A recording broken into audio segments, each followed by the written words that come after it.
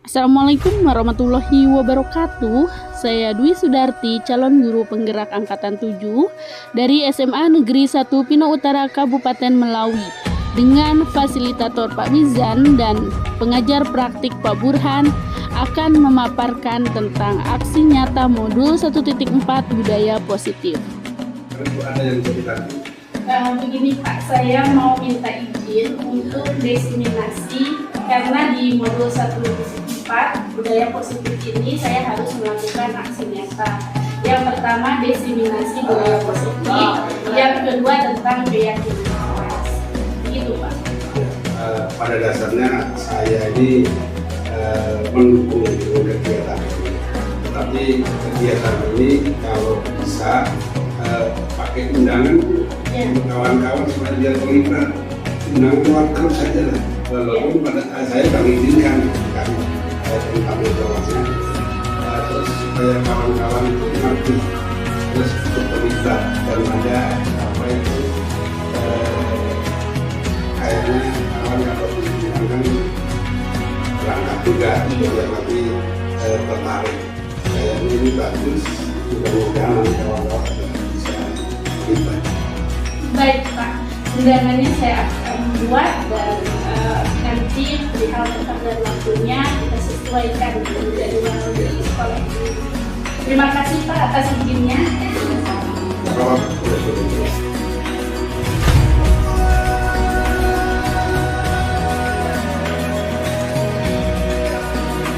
Assalamualaikum warahmatullahi wabarakatuh. Waalaikumsalam warahmatullahi wabarakatuh. Selamat siang semuanya. Siang. Perkenalkan, nama saya Dwi Sudarti, calon guru penggerak angkatan 7 Kabupaten Melawi. Saya juga mengajar di sini sebagai guru bahasa Inggris. Pada kali ini saya akan memaparkan tentang menyebarkan pemahaman dan pengalaman penerapan budaya positif di kelas dan sekolah. Tapi sebelumnya saya kelihatan sepertinya karena saya ini ngantuk, kita ice breaking dulu. Atau ada ya, tepuk semangat, tahu semua? Oke, tepuk semangat.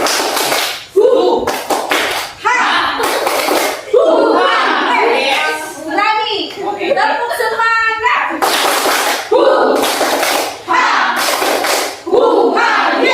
Wah, luar biasa. Luar biasa. Ya, topik pada hari ini adalah yang pertama, disiplin positif dan nilai-nilai kebajikan universal. Yang kedua, teori motivasi, hukuman dan penghargaan serta restitusi. Yang ketiga, keyakinan kelas. Keempat, kebutuhan dasar manusia dan dunia berkualitas. Kelima, 5 posisi kontrol. Dan yang terakhir, segitiga restitusi. Baik, ini gambarannya ya Bapak Ibu, disiplin positif, teori kontrol atau teori pilihan Dr. William Glasser. Di sini kita akan bahas satu persatu. Disiplin positif dan nilai-nilai kebijakan, kebajikan salah ya, universal. Oke. Menurut Bapak Ibu, disiplin itu apa? Disiplin itu apa? Taatan, aturan. Namun menurut bahasa Latin, disiplin itu dari kata disiplina, artinya belajar. Jadi belajar, berdisiplin. Makna asal dari kata ini berkonotasi dengan disiplin diri dari murid-murid Socrates dan Plato. Kemudian nilai-nilai kebajikan universal, nilai-nilai budaya yang ada di masyarakat kita apa saja Bapak Ibu? Yang Bapak Ibu ketahui? Gotong royong, apalagi? Saling menghormati, saling menghargai. Nah, di sini nilai-nilai kebajikan itu tertuang dalam profil pelajar Pancasila. Saya yakin Bapak Ibu sudah paham tentang profil pelajar Pancasila ya. Ada berapa Bapak Ibu? Ada 6 ya. Yang pertama, beriman dan bertakwa kepada Tuhan Yang Maha Esa dan berakhlak mulia. Yang kedua, berkebinekaan global. 3, bergotong royong. 4, kreatif. 5, bernalar kritis. Dan yang terakhir, mandiri. Menurut Bapak Ibu, siswa kita sudah mencerminkan profil pelajar Pancasila? Sudah belum? Sebagian sudah, sebagian belum. Dan sebagian dalam proses, sebagian masih didorong. Sebagaimana kita dalam filosofi Ki Hajar Dewantara itu kan, ingat selsung tulodo, dan dihandaya. Kemudian masuk ke teori motivasi, hukuman, penghargaan, dan restitusi. Oke, Bapak Ibu setuju atau tidak setuju hukuman dapat mendisiplinkan siswa? Setuju, ya. Kenapa yang bilang setuju? Karena terkadang siswa itu kan beda-beda ya. Ya. Ada yang mungkin dikasih pemahaman pakai secara kita ngomong aja, kamu nggak boleh kayak gitu. Mungkin ada yang udah langsung kena hatinya, tapi ada siswa yang harus dihukum dulu, misalnya diberi murka atau nah itu. Dalam teori motivasi perilaku siswa, motivasi itu terbagi dua, motivasi eksternal dan motivasi internal. Motivasi eksternal itu yang pertama, untuk menghindari ketidaknyamanan. Apakah yang akan terjadi apabila saya tidak melakukannya? Menghindari ketidaknyamanan. Yang kedua, untuk mendapatkan imbalan dari orang lain. Apa yang akan saya dapatkan apabila saya melakukan ini? Misalnya anak-anak, jika nilai 100, ibu akan kasih uang 1 juta. Jadi dia fokusnya ke hasil, bukan ke proses. Bagaimana caranya supaya mendapat penghargaan itu. Yang terakhir, motivasi internal untuk menghargai diri sendiri. Saya akan menjadi orang seperti apa bila saya melakukannya. Itu tujuan disiplin positif. Sebenarnya tujuan disiplin positif itu adalah untuk menghargai diri sendiri, bukan karena imbalan, bukan menghindari hukuman atau ketidaknyamanan. Di sini Bapak Ibu, dihukum oleh penghargaan. Jadi dalam penghargaan atau hukuman itu dapat pengaruh dalam jangka pendek. Kemudian penghargaan mengurangi ketepatan. Penghargaan tidak efektif, penghargaan dapat merusak hubungan. Terasa atau tidak, misalnya penghargaan, Bapak Ibu, 1 orang dapat penghargaan ini, guru terfavorit. Yang lain pasti akan, begitu kan, itu kan naluri seorang manusia tidak bisa terhindarkannya, bahwa penghargaan berlaku sama dengan hukuman. Nah, bedanya bentuk program kebajikan, apresiasi dengan penghargaan. Bedanya yang pertama, beri pengakuan secara khusus. Jadi harus langsung ke nilai kebajikannya. Misalnya, nah, kamu hebat karena kamu bertanggung jawab. Itu nilai kebajikannya itu harus disebut. Nah, kamu hebat, kamu sudah bisa bekerja sama. Jadi beda kalau gini, nah kamu hebat, berarti itu masih luas, itu masuknya ke penghargaan. Tetapi kalau ke apresiasi, nilai kebajikannya itu harus masuk ke situ. Mau dalam kerjasamanya, dalam bidang gotong royongnya, dalam bidang mandirinya. Misalnya anak-anak mengerjakan tugas, selesai, mandiri ya, hebat kamu nak, kamu sudah mandiri. Itu namanya apresiasi ya. Bedanya apresiasi dengan penghargaan. Nah, hukuman atau konsekuensi. Mencatat 100 kali di dalam buku kalimat, saya tidak akan terlambat lagi karena terlambat di sekolah. Hukuman atau konsekuensi. Hukuman. Oke, nanti kita lihat ya. Apa bedanya hukuman dengan konsekuensi? Kemudian, hukuman atau konsekuensi menggantikan kertas tugas teman yang telah dicoret-coret. Konsekuensi. Oke, satu lagi. Hukuman atau konsekuensi membersihkan air di meja, tulis karena tersenggol pada saat belajar. Konsekuensi. Murid diminta untuk push up 15 kali karena tidak menggunakan masker ke sekolah. Hukuman atau konsekuensi? Hukuman. Jadi Bapak Ibu di sini sudah ada ya perbedaan hukuman dan konsekuensi. Yang pertama, hukuman itu suatu yang menyakitkan. Kalau konsekuensi sesuatu yang harus terjadi. Ya seperti tadi anak menumpahkan air, membersihkan sendiri, itu konsekuensi. Tetapi kalau anak menumpahkan air, kita suruh dia lari 100 keliling, itu hukuman, jadi menyakitkan.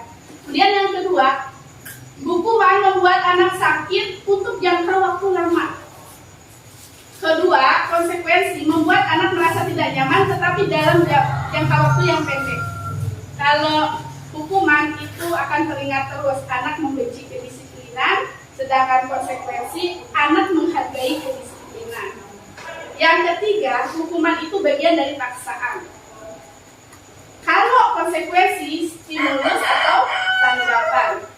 Mendorong anak menyakiti diri, konsep diri yang buruk, anak belajar untuk menyembunyikan kesalahan. Jadi dia itu sebenarnya bukan sadar, tetapi dia menyembunyikan kesalahan. Tetapi kalau konsekuensi, anak belajar untuk mematuhi peraturan. Yang terakhir, marah, rasa bersalah, dipermalukan, merasa tidak dihargai. Itu bagian dari hukuman. Jadi makanya anak suka ingat dulu dihukum ini sama bapak ini. Sampai tua, sampai kakek-kakek, nenek-nenek jadi ingat kan. Kemudian kehilangan hak, dibuat tidak nyaman, tapi untuk sementara. Kalau konsekuensi itu beda ya. Gimana, sudah paham hukuman dan atau konsekuensi?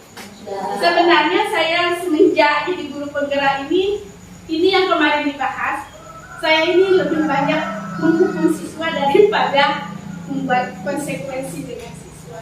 Tetapi ini kan tidak bisa langsung ya, harus diterapkan. Kita harus pelan-pelan bagaimana supaya hukuman menjadi konsekuensi, biar tidak menyakiti siswa atau menyakiti diri kita sendiri.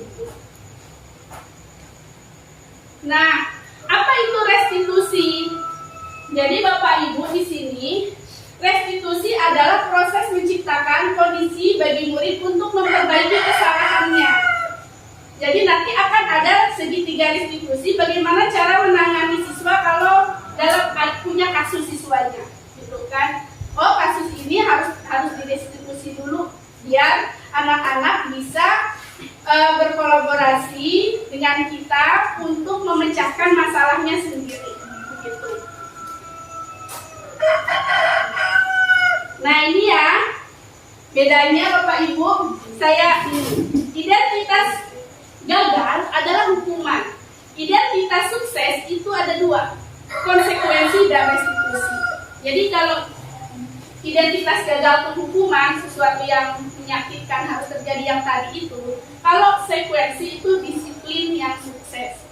Tetapi ada yang lebih sukses lagi dengan cara restitusi. Restitusi itu adalah merupakan pilihan, menguatkan untuk waktu dalam jangka panjang.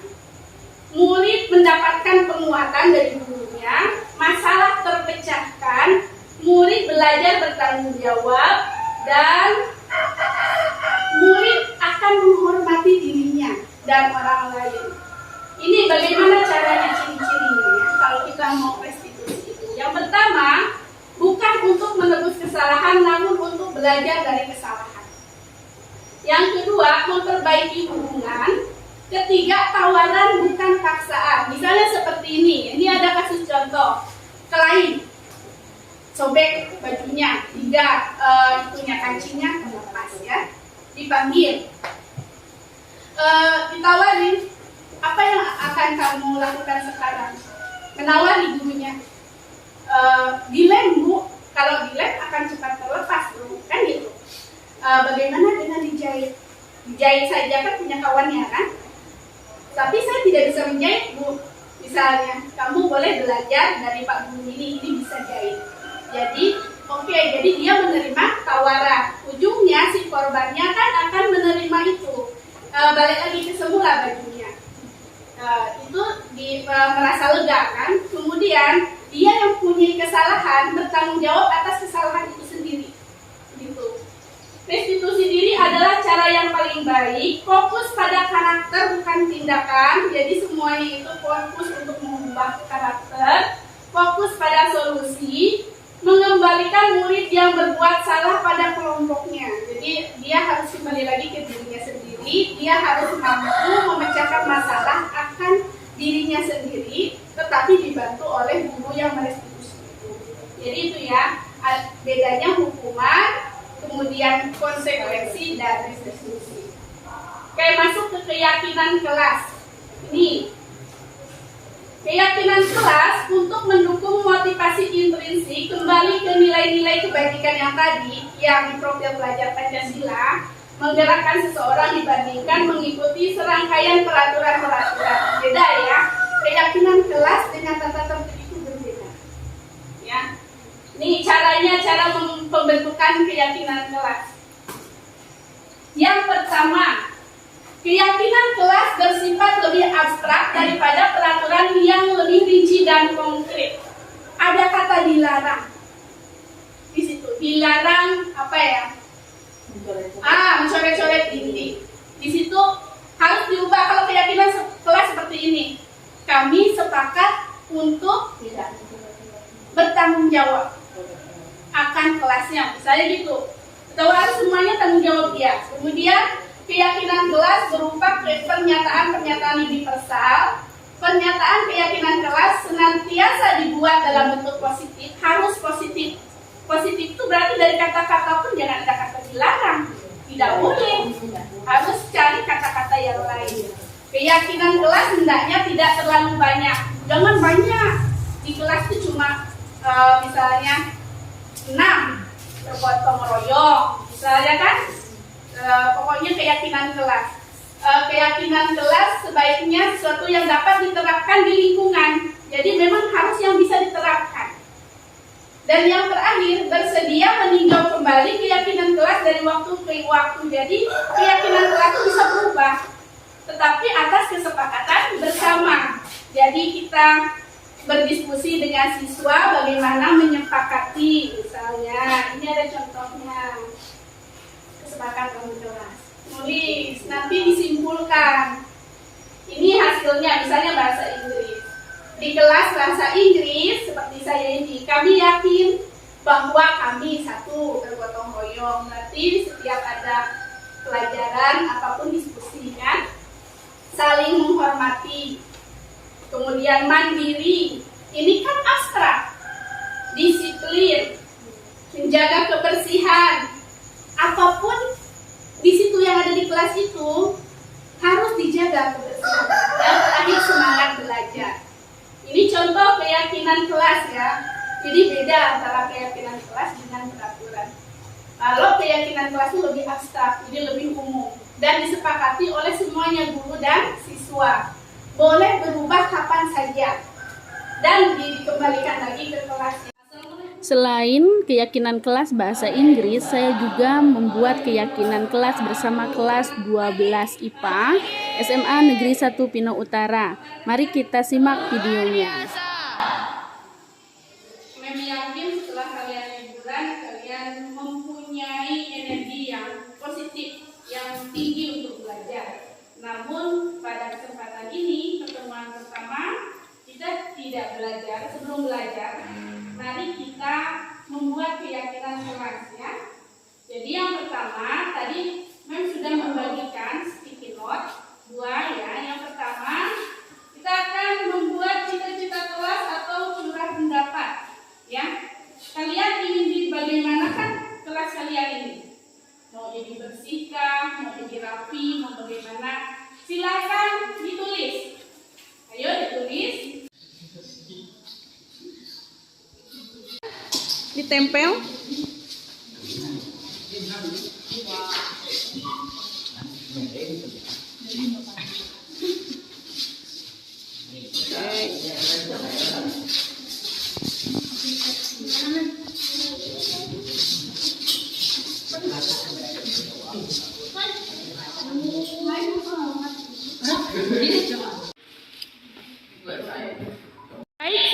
sudah menempel. Silakan siapa yang bersedia membaca cita-cita kelas ya, pendapat kalian tentang cita-cita kelas. Oke, Desti. Oke.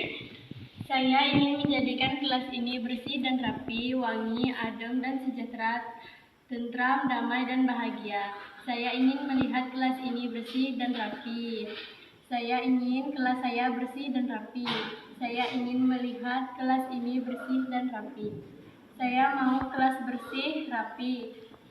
Saya ingin kelas ini bersih, rapi dan enak dipandang. Saya ingin kelas ini tetap bersih dan rapi. Saya ingin menciptakan sebuah kelas bersih, rapi, dan aman. Saya ingin kelas 12 IPA selalu bersih dan rapi dan wangi. Saya ingin kelas ini selalu bersih dan rapi, wangi. Saya ingin kelas ini selalu rapi dan bersih. Saya ingin kelas 12 IPA selalu bersih dan rapi. Cita-cita kelas atau curah pendapat, saya ingin di kelas ini tetap selalu bersih dan adem agar suasana lebih nyaman. Belajar dengan penuh kegembiraan. Cita-cita atau curahan pendapat, kelas bersih, kelas rapi, kelas wangi. Ingin murid di kelas ini selalu rajin membuang sampah pada tempatnya. Nyaman dan tentram. Cita-cita kelas menjadikan kelas ini menjadi lebih baik, bersih, rapi, dan wangi. Saya ingin kelas ini lebih maju ke depannya dan bersih. Yang sekarang kita akan menulis keyakinan kelas ya. Hal-hal nilai-nilai kebajikan yang kalian yakini. Ya. Nilai-nilai kebajikan yang selama ini kalian yakini ya. Silakan ditulis dulu. Tempel.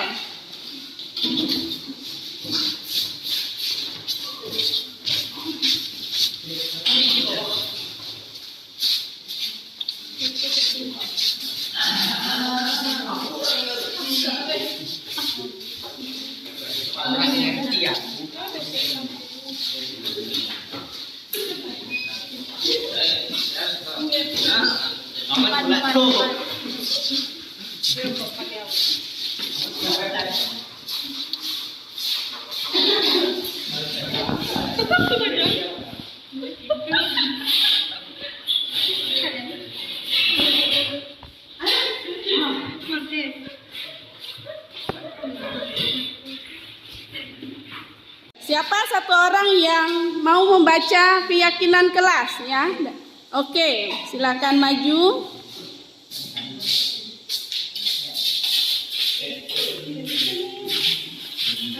Saya ingin selalu bergotong royong. Saya ingin belajar dengan tenang, selalu menghargai satu sama lain, dan juga selalu menghormati guru. Saya ingin disiplin dalam melakukan sesuatu di kelas. Saya ingin bergotong royong dalam membersihkan kelas. Saya yakin kelas ini akan kompak dan saling membantu. Saya ingin siswa saling menghargai satu sama lain. Saya ingin masuk kelas tepat waktu. Saya ingin kita saling menghargai satu sama lain, menciptakan suasana aman dan tentram. Saya ingin teman-teman di kelas selalu gotong royong, dan saya ingin disiplin. Saya ingin kita saling menghargai dan menghormati guru yang sedang menjelaskan dan berbicara di depan. Saya ingin selalu masuk tepat jam dan saya ingin disiplin. Saya ingin anak kelas 12 IPA tidak ada yang datang terlambat, selalu disiplin, saling menghargai satu sama lain, terlebihnya pada guru. Saya ingin seluruh siswa kelas 12 IPA saling bergotong royong. Saya ingin kelas ini selalu disiplin dan datang tepat waktu. Saya ingin semua teman di kelas ini saling menghargai satu sama lain. Saya ingin sesama teman sekelas selalu menghargai satu sama lain. Saya ingin di kelas ini semuanya berinisiatif untuk membentuk kelas yang teladan dari menjaga kebersihan, gotong royong, dan lain-lain. Saya ingin selalu menghormati satu sama lain, saling menghormati. Kita amati keyakinan kelas kalian. Yang pertama, saya ingin bergotong royong. Saya ingin belajar dengan tenang. Saya ingin bergotong royong. Berarti di sini ya, saya ingin bergotong royong.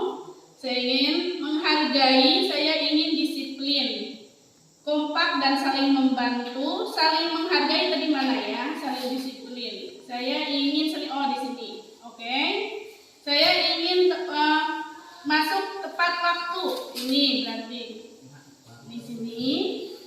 Saya kompak dan saling membantu. Saya ingin kita saling menghargai. Tadi saling menghargai di sini ya. Oke, kita gabung dulu. Saya ingin di kelas selalu gotong royong. Oke, bergotong royong. Saya ingin kita saling menghargai. Oke, ini saling menghargai. Masuk tepat waktu atau disiplin di sini kita tempel. Saya ingin selalu disiplin. Oke, disiplin masuk. Kemudian bergotong royong. Datang tepat waktu. Saling menghargai. Oke. Kemudian menghargai. Keyakinan kelas berinisi untuk membentuk kelas teladan dari menjaga kebersihan. Nah, ini bisa menjaga kebersihan, menghormati sama dengan menghargai ya. Kemudian yang terakhir saling menghormati. Oke. Kita tulis yang pertama itu bergotong royong. Gotong royong. Yang kedua, saling menghargai dan menghormati. Hargai dan menghormati. Yang ketiga, ini apa? Disiplin. Disiplin dan tepat waktu. Yang keempat apa tadi? Membentuk kelas pada menjaga kebersihan.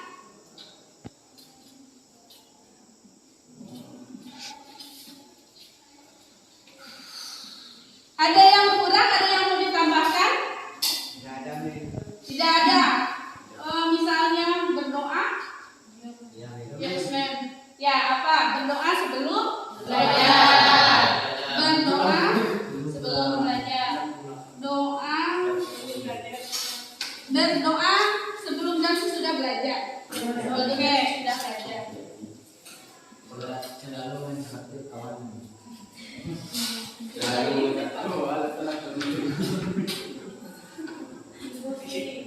Baik, kita akan tempel nanti tulis ya di keyakinan kelas 12 IPA. Oke, siapa yang tulisannya rapi? Nining dulu. Oke, Nining yang tulis ya Nining. Oke, biar bagus pakai warna yang cerah. Ada berapa keyakinan kelas kita? 5. Ada 5. Ditulis ya Nining. Tulis ya, Neng. Ya, tulis. Oke, silakan Nining ditempel. Dibantu boleh. Oke.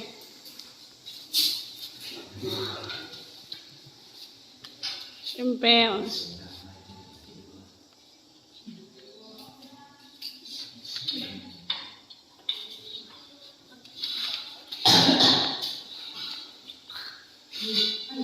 Oke.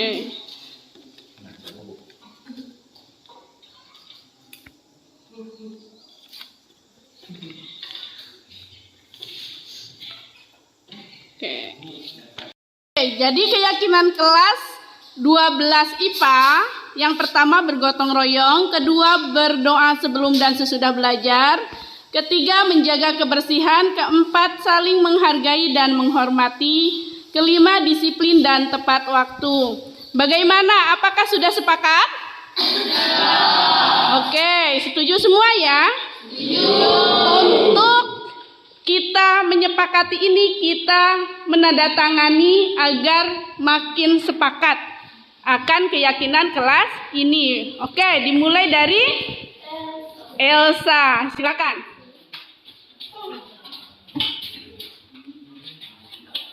Oke, Askar.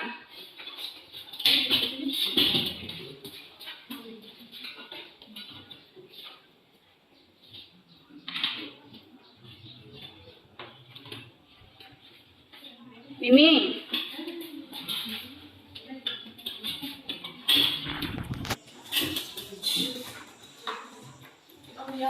Aulia, kemudian siapa lagi? Risa, Sri.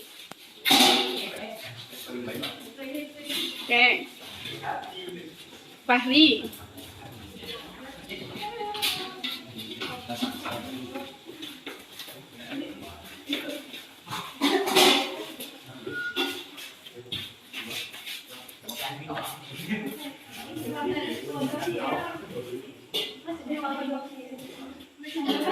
Oke. Desti, Natalia.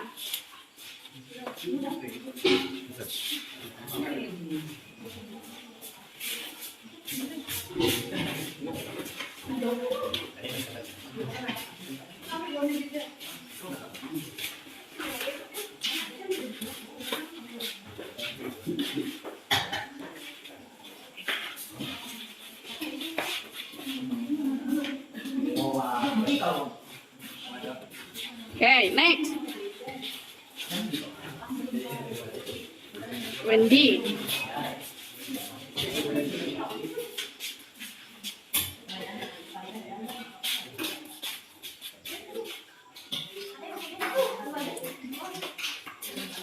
Tony.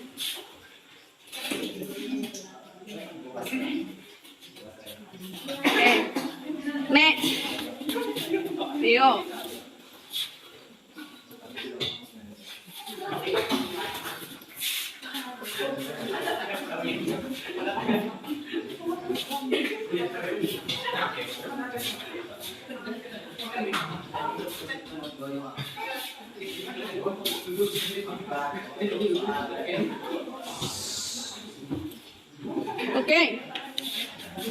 Oke, terima kasih sudah menandatangani. Kita sudah menyepakati keyakinan kelas yang kita buat ya barusan. Semoga keyakinan kelas ini, nilai-nilai yang ada, yang sudah kita sepakati, nilai-nilai kebajikan ini dapat kalian terapkan. Setelah melihat video ini, nanti Bapak Ibu minggu depan dapat mempraktekkan membuat keyakinan kelas di kelasnya masing-masing bersama siswa-siswi SMA Negeri 1 Pino Utara. Mari kita lanjutkan ke materi berikutnya. Kebutuhan dasar manusia dan dunia berkualitas. Ini loh, kebutuhan dasar manusia itu ada 4. Yang pertama, kebutuhan kasih sayang dan rasa diterima. Siapa yang belum terpenuhi? Ayo. Penguasaan. Yang kedua, penguasaan. Ketiga, kesenangan. Siapa yang belum terpenuhi kebutuhan kesenangan? Yang terakhir, kebutuhan kebebasan. Bapak Ibu, ayo kita coba. Saya punya kuesioner. Bapak Ibu yang sudah terpenuhinya itu di kebutuhan dasar mana? Dan yang belum terpenuhi ini, kalau saya sudah mencoba ya, saya itu yang sudah terpenuhi di kebutuhan kasih sayang. Ya, kalau saya. Tapi kalau Bapak Ibu belum tentu. Oke, saya bagikan kuesionernya. Tidak bisa, kita harus lihat dulu dari kuesioner. Diisi dulu ya Bapak Ibu. Ya, isi dulu. Diisi sesuai ya, harus jujur kepada diri sendiri Bapak Ibu ya. Jujur. Jujur, Pak saya. Oke. Apa? Iya, jangan sampai berubah. Lupa, ulang lagi. Oke. Oke. Ayo isi. Yuk diisi di kolom mana? Ya di kolom. Oke, di checklist boleh. Misalnya sangat benar, kadang-kadang tidak benar. Checklist ya. Saya tulis dulu namanya di sini.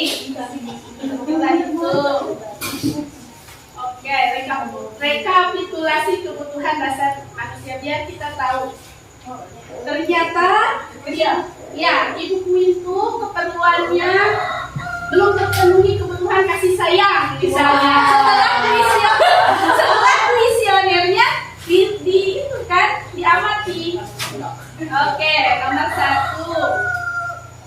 Tahu saya tulis di sini. Oke, Saya nggak bisa banyak waktu dengan orang lain. nomor 2.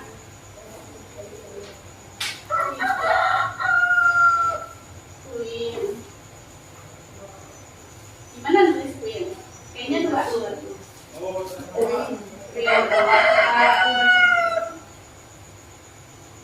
Oke, nomor 5. Estimulan. Nomor 6. Biang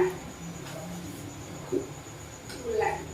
Jujur ya Bapak Ibu, harus jujur biar ketahuan mana yang belum terpenuhi. Apakah kebutuhan kasih sayang, kebutuhan kesenangan. Ibu Nita, saya absen di sini, biar di sana nanti kita hitung bersama-sama dan akan mengetahui rekapitulasi kuesioner. Ini menurut saya tadi. Iya, menurut Ibu, bukan menurut saya tadi. Ya, kemudian tulis happy. Oke.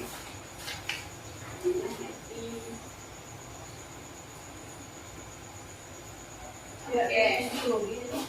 Ya, lanjut. Wah. Ya. Ibu. Semangat Bapak Ibu. Bapak Ibu pernah mengisi kuesioner seperti ini? Belum.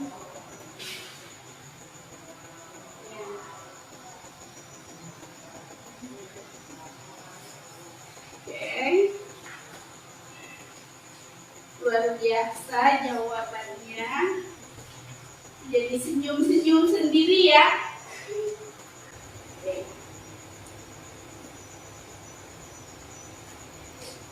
Saya sering tertawa.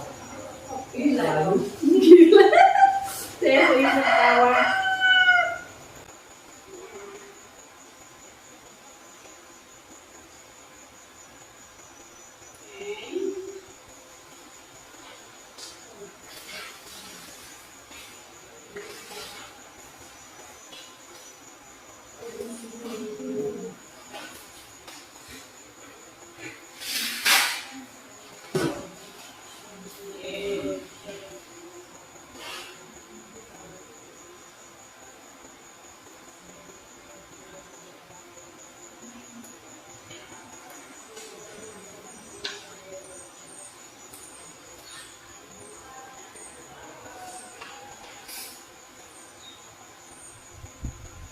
Saya ingin mempersiapkan kerja saya.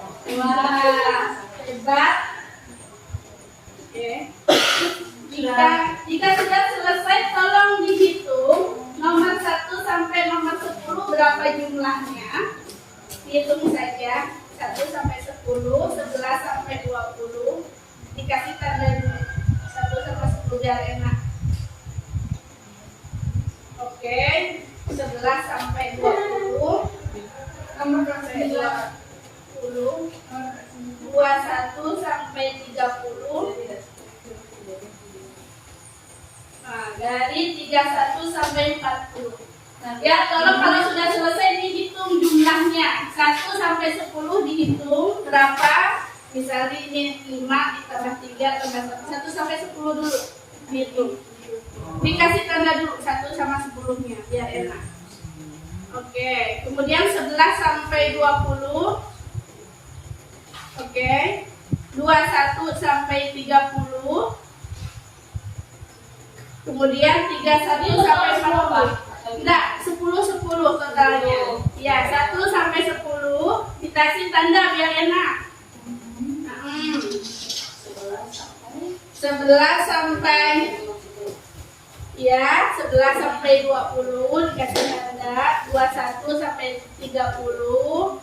Nah, 31 dihitung jumlahnya ya, di jumlah. Misal gini, 5 ditambah 3 tambah sampai angka 10 ya. Nanti simpan di sebelahnya, ditulis.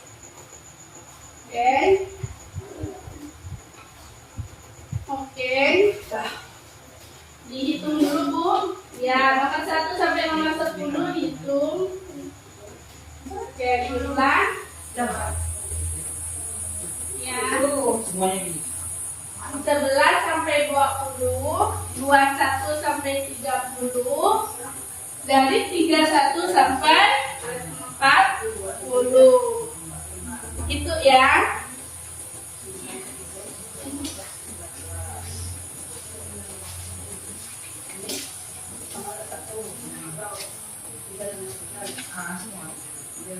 Oke. Itu semua lagi.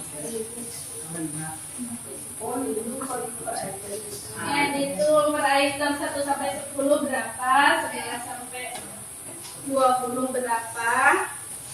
Oke.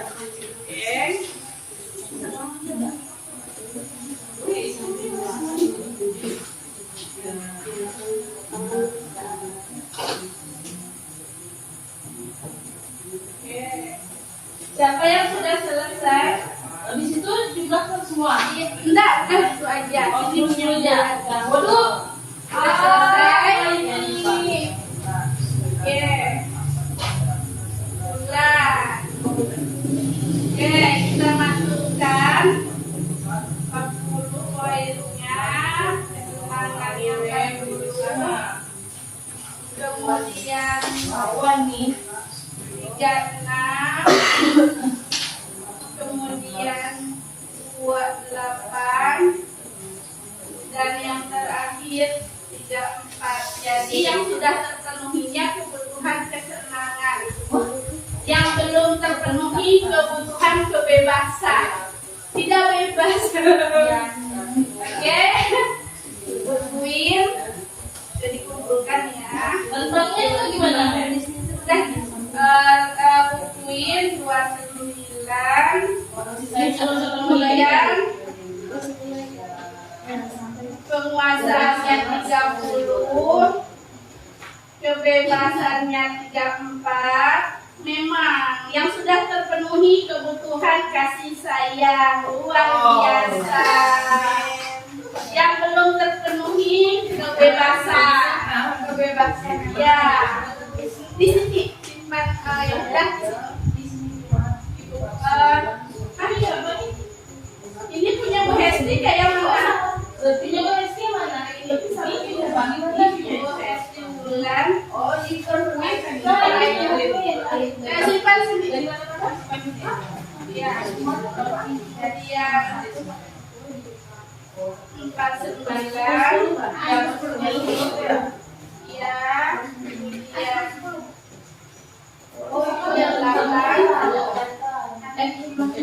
Kemudian 42. Oh, ternyata kebutuhan penguasaannya yang sudah terpenuhi, dan yang belum kebutuhan kesenangan. Kurang senang. Kemudian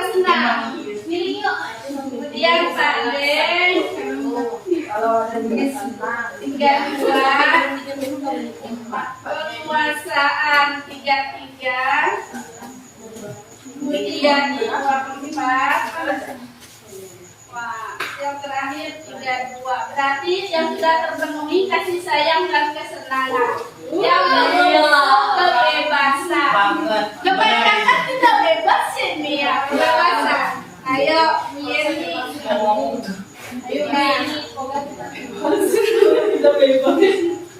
Bu Yeni. Oke, Yeni. Ini kurang semua. Jadi 32. Saya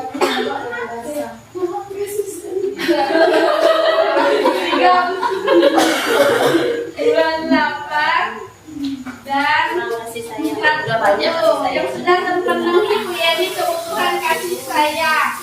Yang kebutuhan kebebasan. Kemudian 40, kemudian 42, 33,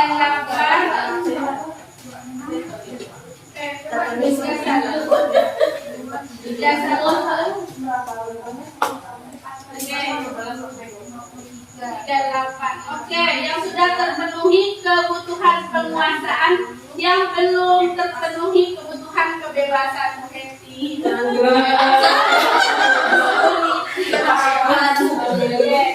Kayaknya enggak bebas semua. Kemudian Bu Nita. Mana izin suami lo? Iya. Ulangi Kedua, 36 Ibu Nita. Kemudian 36. Wait, 36 semua. 36 Bu Nita yang sudah terpenuhi adalah kesenangan. Yang belum tuh penguasaan kebebasan kasih sayang. Kemudian 32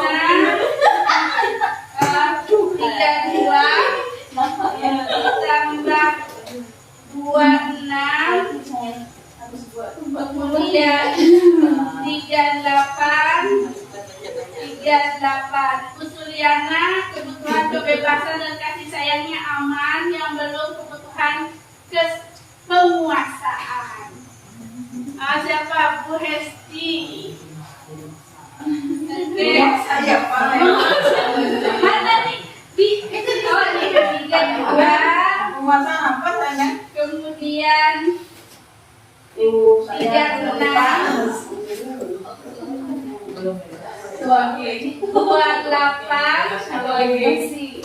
dan 20. Oh, berarti yang sudah terpenuhi kebutuhan penguasaan, yang belum terpenuhi kebutuhan kasih sayang. Ayo sudah.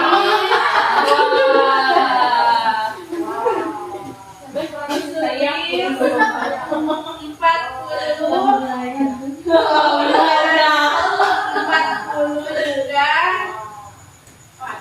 gini 30 kemudian 2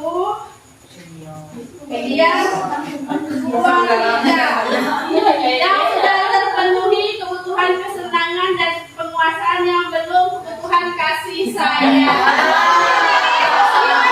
Keperluannya kasih sayang dan kebebasan ya paling banyak. Nah ini kuesioner ini bisa dilakukan Bapak Ibu kalau untuk melihat kebutuhan anak-anak. Yang kebutuhan dasar dia itu apa sebenarnya? Kenapa dia melakukan seperti itu? Bisa jadi kalau dikocek memang sama dengan ini ya. Ke restitusi 5 posisi kontrol. Nah, 5 posisi kontrol di sini Bapak Ibu sudah di posisi mana? 5 posisi kontrol itu ada 5. Yang pertama penghukum. Kedua, membuat orang merasa bersalah. Ketiga, teman. Keempat, pemantau. Dan kelima, manajer.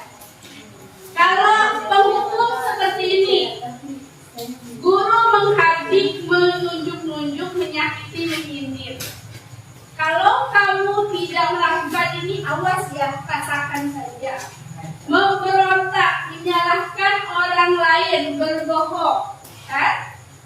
Kemudian murid meletakkan guru di luar dunia berkualitas. Jadi dia tidak berkualitas.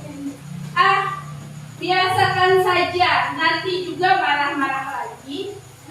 Kemudian dampak pada murid, mengulangi kesalahan yang sama. Itu guru sebagai penghukum. Guru sebagai pembuat rasa bersalah. Seperti ini indikatornya. Berceramah dan mengatakan, seharusnya ibu kecewa nih sama kamu nak, gitu kan? Kamu tahu ibu lelah sekali mengatakannya, ibu stres. Menyembunyikan, menyangkal, berbohong, murid meletakkan guru di dalam dunia berkualitas. Kemudian murid berkata, maafkan saya bu, karena kan dia ngerasa bersalah.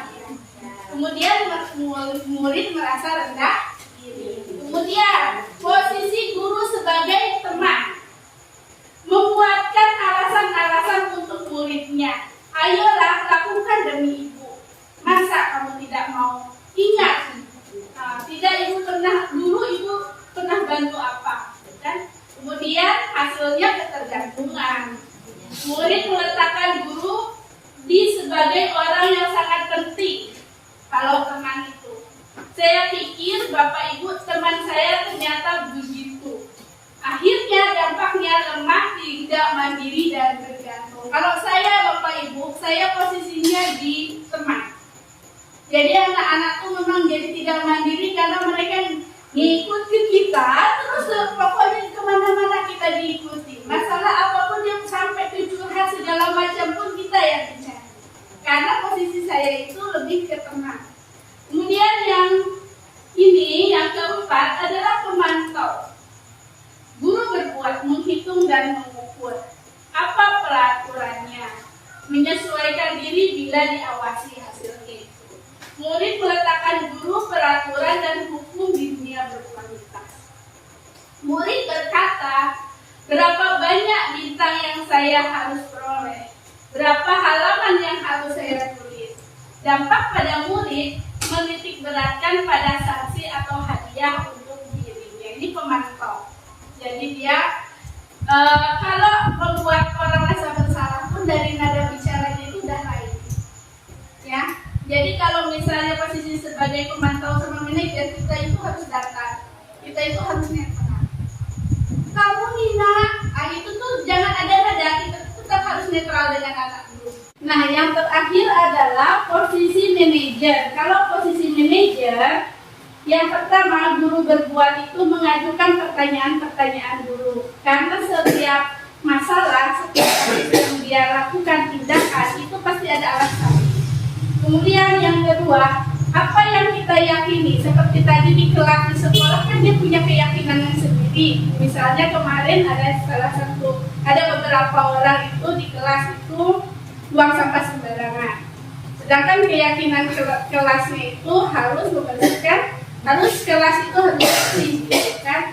Maka kita tanya, apa yang kamu yakini, gitu, kan, ke anak itu?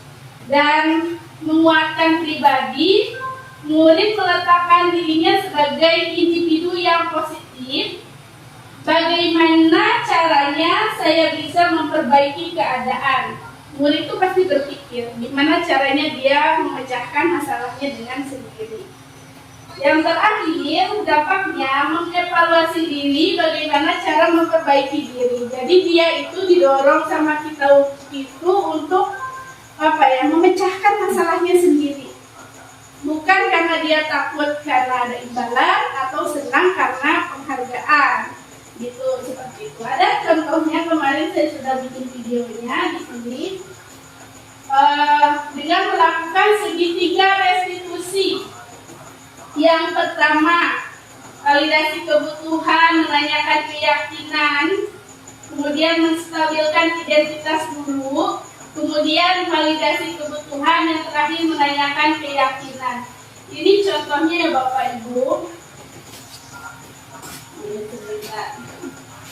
Saya pergi ke YouTube dulu.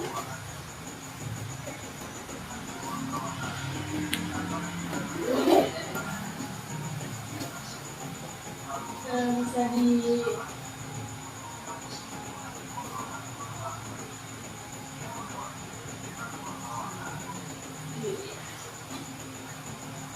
ini praktiknya saya besarkan.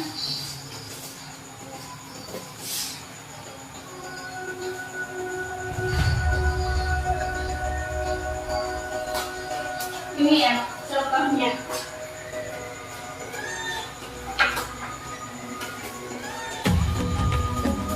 Skenario kasih 1. Nah ini dia masalahnya gini, dia buang sampah sembarangan.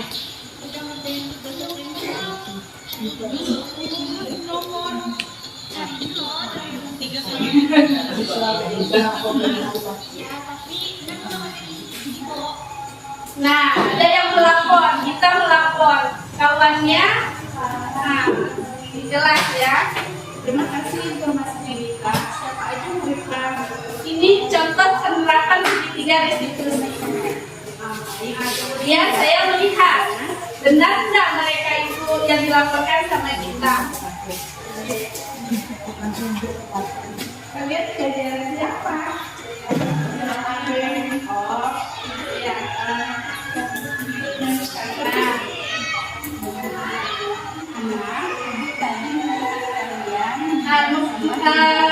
Nanyakan alasannya kenapa menstabilkan identitas itu, ditanyakan alasannya Bu. Memang kalau sudah asik cerita, kadang kita lupa orang sampah. Tapi di sini kita tidak menjadi seperti yang salah. Kita akan mencari solusi. Kemudian validasi tindakan yang salah. Memang boleh di jam istirahat itu dia makan kelas, tetapi tindakan ini akan membuat kelas tidak nyaman. Itu memvalidasi ya. Kemudian menanyakan keyakinan kelas, apa yang kamu yakini di kelas ini, apa yang sudah kita sepakati. Jadi bandingkan apa yang dia lakukan dengan keyakinan kelas, sama atau tidak. Kemudian terakhir, tanyain solusinya mau ngapain. Jadi apa kalian selanjutnya? Membersihkan kelas solusinya. Rencananya apa? Kemudian mengikuti sama kalian karena tadi istirahat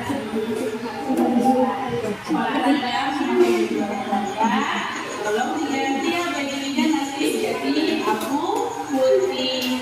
Terima kasih sudah mempertahankan keyakinan kelas. Nah, ini solusinya. Jadi yang pertama itu menstabilkan identitas, kedua memvalidasi tindakan yang salah, dan yang ketiga menanyakan keyakinan kelas yang dibuat. Gitu. Yang terakhir benar-benar cara solusinya itu dicari oleh dia sendiri. Ini kasus pertama. Nah, ini solusi yang kedua. Kemudian ada kasus yang kedua.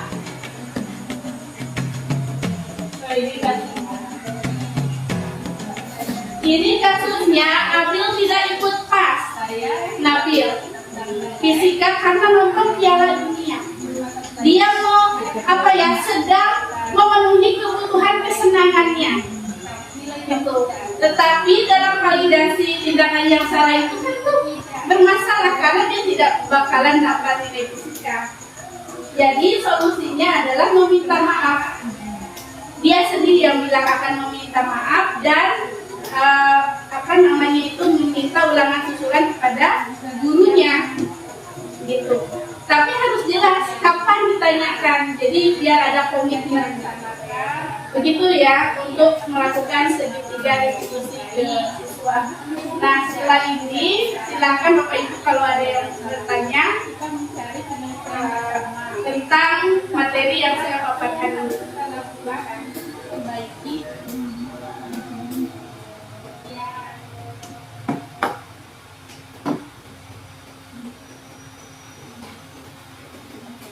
Gimana, ada pertanyaan?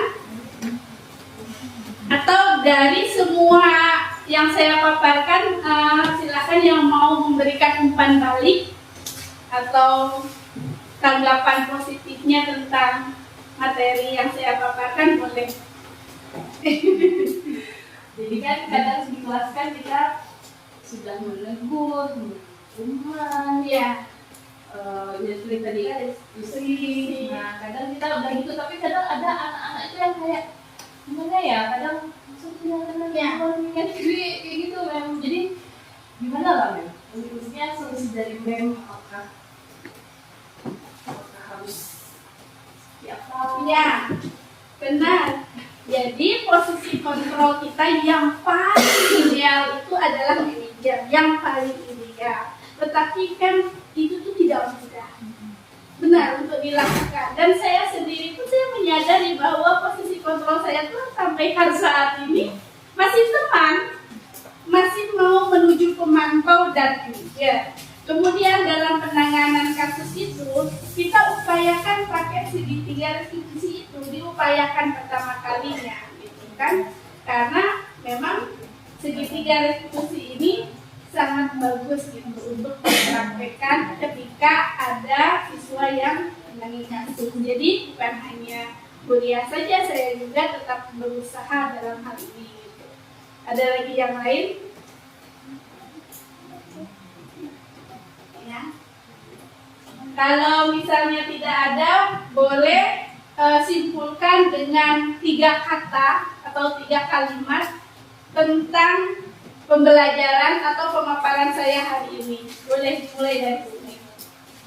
3 kalimat atau 3 kata. Boleh. Satu kata boleh. Menarik. Oke. Satu kata untuk pemaparan hari ini. Mantap. Pengetahuan baru. Terus belajar. Terus belajar. Ayo wes di junior nih. Oke. Makin semangat. Makin semangat. Hebat ya. Hebat. Bunita. Satu kata. Kalian luar biasa. Luar biasa apa? Bu Selis Akan dicoba. akan dicoba. Wow, luar biasa. Asli.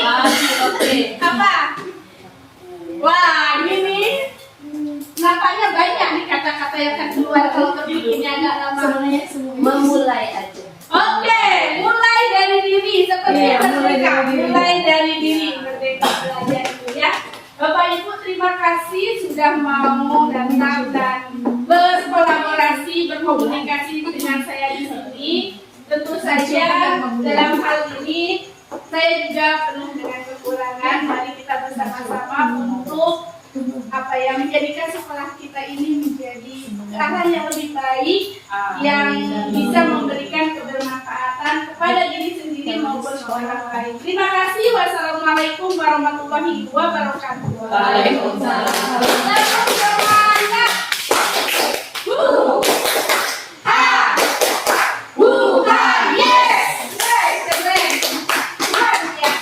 Setelah saya mengikuti kegiatan hari ini yang materinya luar biasa berkaitan dengan apa yang saya lakukan di keseharian saya sebagai pendidik di kelas, saya dapat ilmu yang paling berharga, yaitu saya bisa membedakan antara hukuman, konsekuensi dengan restitusi, dan lebih banyaknya selama ini yang saya lakukan lebih ke hukuman. Jadi akhirnya saya sadar begitu, dan saya akan mencoba memulai untuk menerapkan apa yang saya dapatkan hari ini. Terima kasih. Oke, setelah saya mengikuti diseminasi budaya positif, saya sangat senang dapat makan baru. Semoga saya bisa menerapkannya di kelas maupun di sekolah. Setelah saya mengikuti diseminasi budaya positif ini, saya tahu perbedaan antara hukuman, konsekuensi, dan restitusi. Dan saya tahu kira-kira di posisi mana kontrol saya. Assalamualaikum warahmatullahi wabarakatuh. Selamat pagi anak-anakku. Seperti biasa di awal semester kita akan membuat keyakinan kelas. Apakah semuanya sudah siap? Semuanya pasti mempunyai cita-cita kelas. Misalnya di kelas menjadi bersih, menjadi disiplin, dan lain sebagainya. Silakan ditulis pada sticky notes yang memang sudah bagikan. Ahmad, silahkan dibaca cita-cita kelasnya.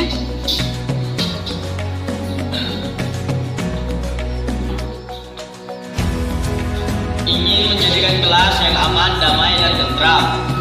Ingin menjadikan kelas lebih bersih dan bekerja sama. Ingin membanggakan nama kelas 12 IPS. Dilarang ribut ketika jam pelajaran sedang dimulai. Membuat kelas menjadi harmonis dan kedisiplinan di kelas. Di saat guru menjelaskan, dilarang ribut di dalam kelas. Datang tepat waktu ke sekolah. Tepat waktu dan aktif di kelas. Cita-cita kelas kami berharap untuk mendapat kedepannya mempunyai 20 Kipas kipas angin di kelas. Lanjut. Berbalik. Kelas yang Kelas yang tertib saat belajar. Kelas selalu bersih. di sekolah menjadi bersih. Saat belajar, kelasnya harus bersih. Membuat kelas yang rapi dan bersih. Mewujudkan kelas yang bersih dan rapi. Ingin kelas bersih tapi Tidak ada keributan. bersih dan tidak ada keributan. Oke, satu lagi tuh. Punya siapa ya? Oke, apa itu? Saat guru masuk dalam kelas harus bersalaman. Oke, terima kasih Ahmad. Itu menciptakan cita-cita kelas agar terwujud. Kalian pasti mempunyai keyakinan kelas. Sudah siap? Silakan tulis di kelas, di kelas sticky note yang sudah membagikan. Tulis ya keyakinan kelas kalian. Oke, tulis. Oke, silakan ditempel yang rapi lagi ya.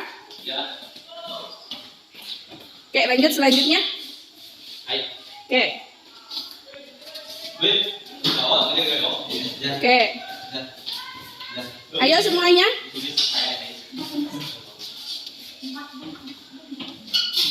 Buat yang rapi.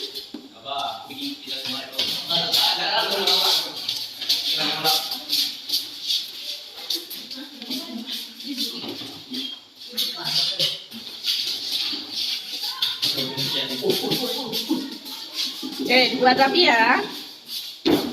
Oke. Yuk yang belum.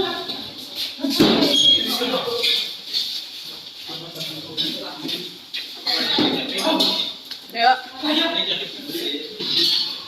Sudah semua? Oke, kita lihat keyakinan kelas ya. Di sini ada diwajibkan untuk membersihkan kelas bersama-sama.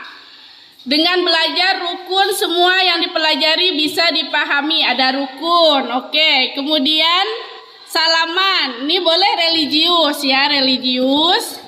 Kemudian belajar rukun. Datang ke sekolah tepat waktu, disiplin, berdoa sebelum belajar. Berarti di sini berdoa sebelum belajar. Semua anak IPS harus berhasil semua. Berarti sama dengan datang tepat waktu ini, kalau dengan kedisiplinan pasti bisa. Berdoa sebelum belajar berarti di sini masih masuk ke religius, menjadikan kelas jadi bersih. Nah, menjaga kebersihan, menjaga ketertiban kelas, boleh. Kemudian saat masuk kelas dibiasakan salam ke guru, boleh.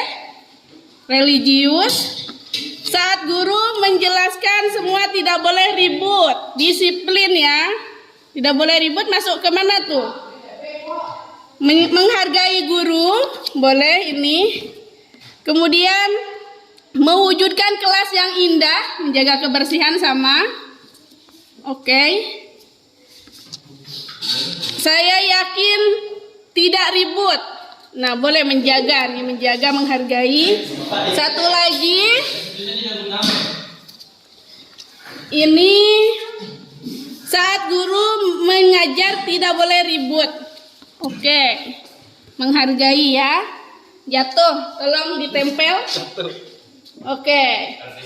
Jadi yang pertama kita lihat salaman sebelum masuk kelas, berdoa sebelum belajar, berdoa sebelum belajar. Saat masuk kelas dibiasakan salam kepada guru. Berarti religius, sepakat? Oke, Nina tulis religius. Oke. Kemudian diwajibkan untuk membersihkan kelas, menjadikan kelas yang bersih, pastinya sama menjaga kebersihan, ketertiban kelas. Itu oke, ditempel. Saya yakin siswa mewujudkan membuat kelas yang indah. Yang kedua, apa? Menjaga kebersihan. Sepakat?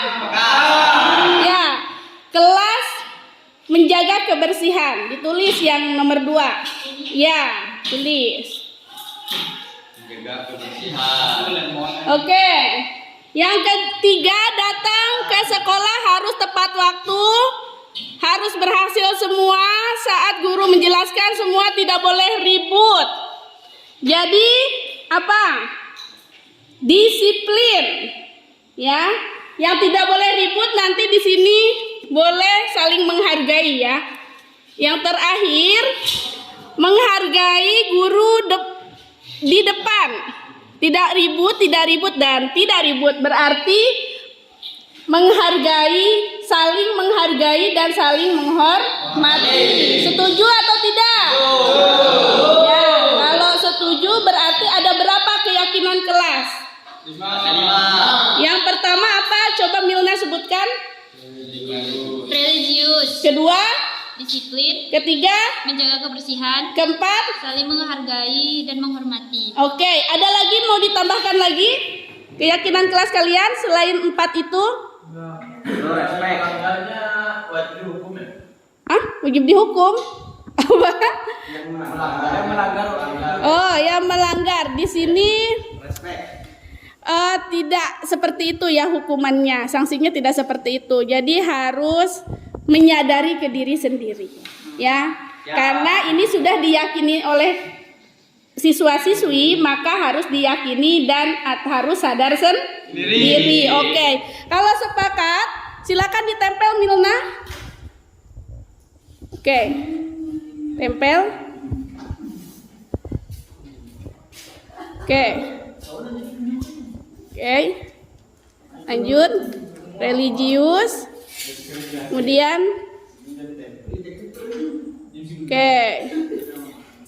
disiplin. Satu lagi apa?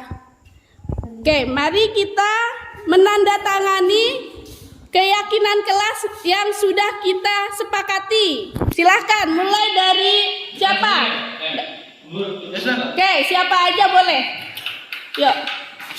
Silakan ditandatangani. Ayo boleh maju ke depan. Yang tertib ya. Oke, lanjut. Yuk, siapa lagi?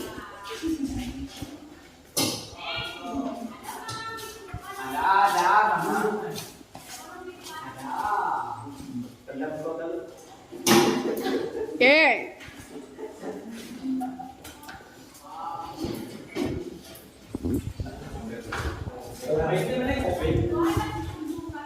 Yuk, semuanya. Oke.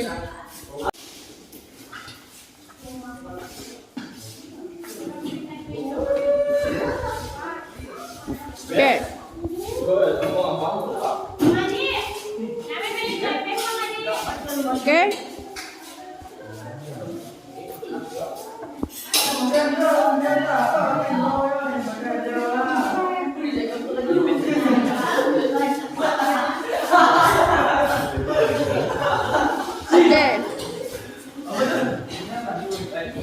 Siapa yang belum? Ayo.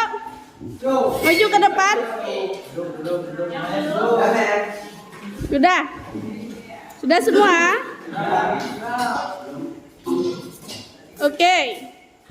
Oke, jadi kesepakatan kita ada 4. Yang pertama religius, kedua disiplin, ketiga menjaga kebersihan, dan keempat saling menghargai dan menghormati.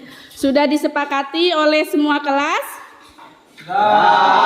Oke, terima kasih. Semoga keyakinan kelas ini dapat kita usahakan dan kita lakukan dalam 1 semester atau 1 tahun ini. Dan keyakinan kelas ini bisa berubah ya. Oke, terima kasih. Wassalamualaikum warahmatullahi wabarakatuh.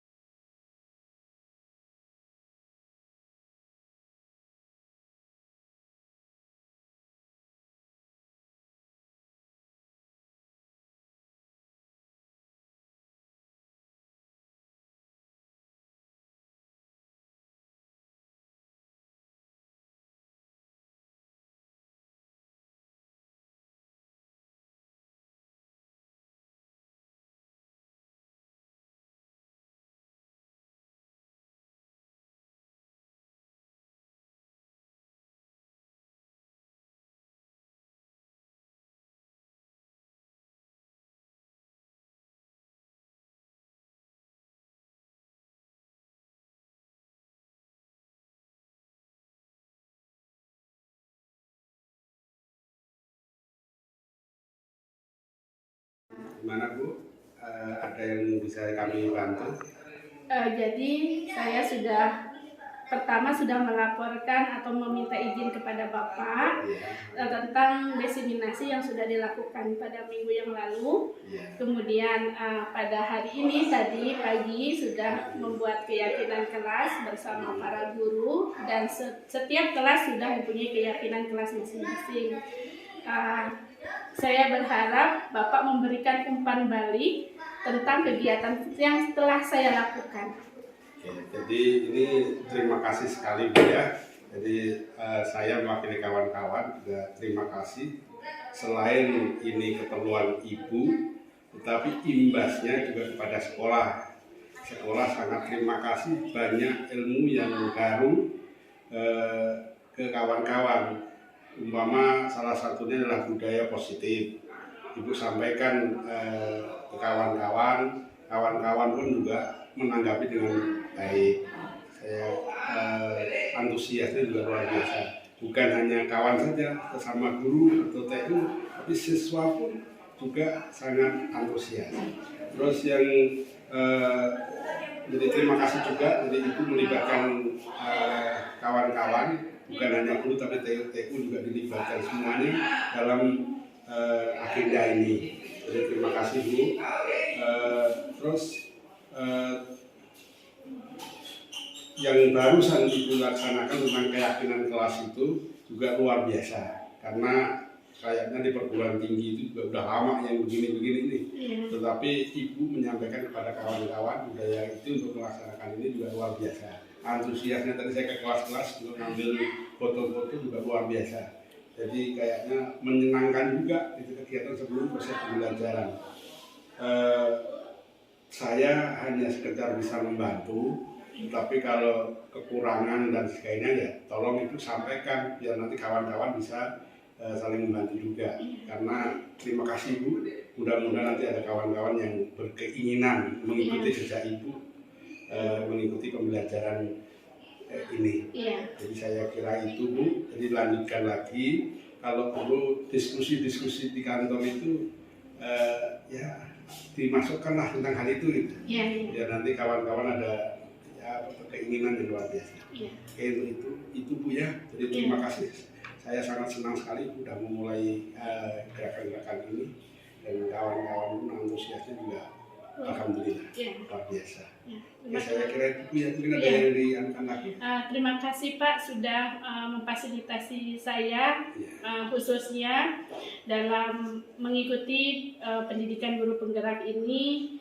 Bagaimanapun kita memang harus berkolaborasi, dan saya sudah merasakan bahwa kita memang kompak. Itu saja. Terima kasih Bu ya. Jadi sekali lagi saya titip pesan ke Ibu, kalau ada informasi baru kayak begini ini sampaikan ke kawan-kawan.